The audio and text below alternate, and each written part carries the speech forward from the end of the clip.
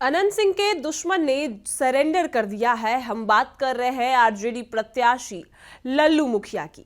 लल्लू मुखिया बाढ़ विधानसभा से आरजेडी के प्रत्याशी हैं और उन्होंने देर रात जो है वो सरेंडर कर दिया है। आपको बता दें कि हाई कोर्ट से जब उनके जमानत याचिका खारिज हो चुकी है, इसके बाद लल्लू मुखिया ने खुद से सरेंडर किया है। पूरे विस्तार से इस रिपोर्ट में आपको बताते हैं। उससे पहले नमस्कार, मैं कोमल और आप देख रहे हैं दर्श न्यूज। जहां एक तरफ अनंत सिंह के काफी करीबी थे लल्लू मुखिया, वही अब दुश्मन बन चुके हैं।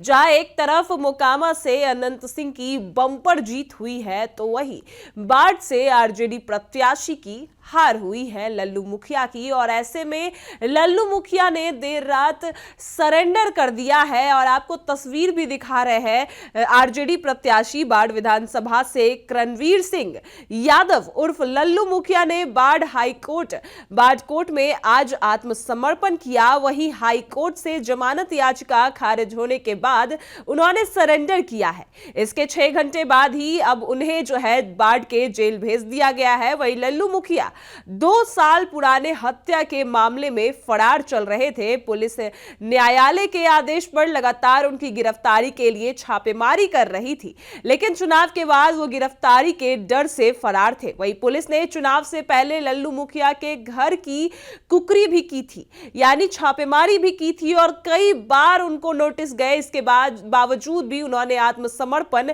नहीं किया। कभी अनंत सिंह के करीबी रहे लल्लू मुखिया लगातार मुंगेर सांसद ललन सिंह पर उन्हें मामले में फंसाने का गंभीर आरोप लगाते रहे। यानी आपको बता दें कि अनंत सिंह के काफी करीबी थे लल्लू मुखिया और लगातार मुंगेर के सांसद यानी ललन सिंह पर उन्हें मामले में जो है फंसाने का गंभीर आरोप लगाते रहे। वही चुनाव के दौरान सुप्रीम कोर्ट ने कुछ महीनों के लिए उनकी गिरफ्तारी पर रोक लगा दी थी, जिससे उन्हें स्थायी राहत मिली। यह राहत अवधि खत्म होने पर लल्लू मुखिया ने शनिवार को बाढ़ कोर्ट में आत्मसमर्पण किया, यानी कल के दिन उन्हें 2023 में दर्ज एक हत्या के मामले में जो है अभियुक्त बनाया गया था। और वही वकील संजय कुमार ने बताया है कि केस नंबर 98-23 हत्या के मामले में लल्लू मुखिया अभियुक्त थे। उनकी जमानत के लिए उच्च न्यायालय में भी अर्जी दी गई थी, लेकिन वहां से जमानत नहीं मिली। इसके बाद उन्होंने आज कोर्ट में आत्मसमर्पण किया। उन्हें न्यायिक हिरासत में बाढ़ जेल भी भेज दिया गया है। वहीं सिर्फ यही नहीं कहते हैं, और भी संजय कुमार कहते हैं कि 302 जो धारा है वो लगाई गई है और ऐसे में 14 दिन की न्यायिक हिरासत में पहले रखा जाएगा और अभी फिलहाल जो है वो बाढ़ के जेल में बंद है। क्या कुछ देखिए बातें सामने आती है, 14 दिन के अंदर उनकी जमानत हो जाती है या फिर वो जेल में बंद रहते हैं, क्योंकि दुलारचंद यादव की हत्या के बाद मोकामा में भी काफी चर्चाएं थी और अनंत सिंह को भी पुलिस ने गिरफ्तार किया। इसके बाद वो जेल से ही चुनाव लड़े और हालांकि चुनाव अनंत सिंह जीत गए और इसके बाद 14 दिन की न्यायिक हिरासत में अनंत सिंह को भी रखा गया था, लेकिन उनकी जो न्याय याचिका थी उसको भी खारिज हो गई। और ऐसे में जो आरोप थे अनंत सिंह पर अब जो है उन पर भी खारिज हो गए और इसके बाद वो 14 दिन के बाद भी जेल में रहे। लेकिन बात कर रहे हैं लल्लू मुखिया की, जो काफी करीबी थे अनंत सिंह के काफी करीबी थे और अब दुश्मन बन चुके हैं। आरजेडी प्रत्याशी है और इस बार बाढ़ विधानसभा से चुनाव लड़ रहे थे, लेकिन कई बार कोर्ट ने उन्हें नोटिस दिया और कई बार जो है लल्लू मुखिया ने हाई कोर्ट में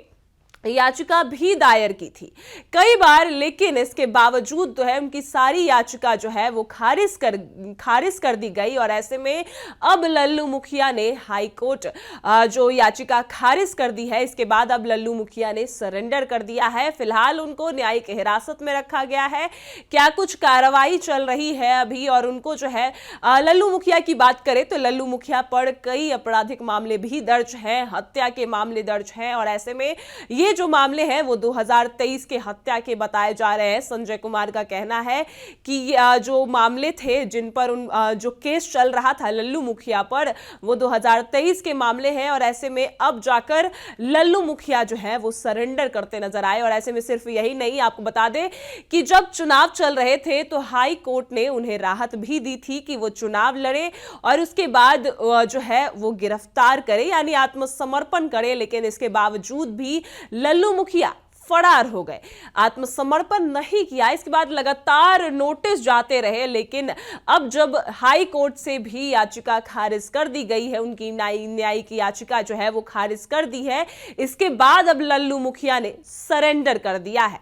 अब एक तरफ जहां मोकामा में भी काफी चर्चा है, तो वहीं बाढ़ विधानसभा क्षेत्र भी अब लगभग वैसा ही हो चुका है, क्योंकि लगातार बाहुबलियों का क्षेत्र है बाढ़ भी और मोकामा भी।